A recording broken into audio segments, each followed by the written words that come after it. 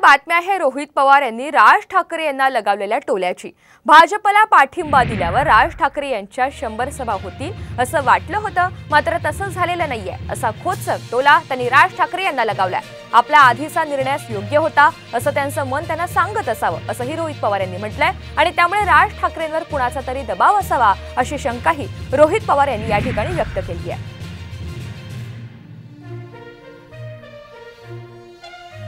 राज ठाकरे साहेबांनी खऱ्या अर्थाने जर ते भाजपला पाठिंबा देत असतील आणि जो दिलाय, मला असं वाटलं की त्यांच्या कुठेतरी 100 सभा होतील, 50 सभा होतील, पण पहिली सभा ही कोकणात तिथं झाली। भाजपला पाठिंबा तिथं दिलेला आहे, पण देत असताना मन त्यांचं वेगळं बोलते, पण कृती त्यांची वेगळी असल्यामुळे कुठेतरी कोऑर्डिनेशन तिथं होत नाही।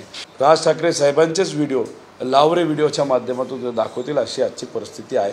असं दुटप्पी भूमिका आधी वेगळी ना आत्ता वेगळी ही लोकांना कधीही पटत नाही।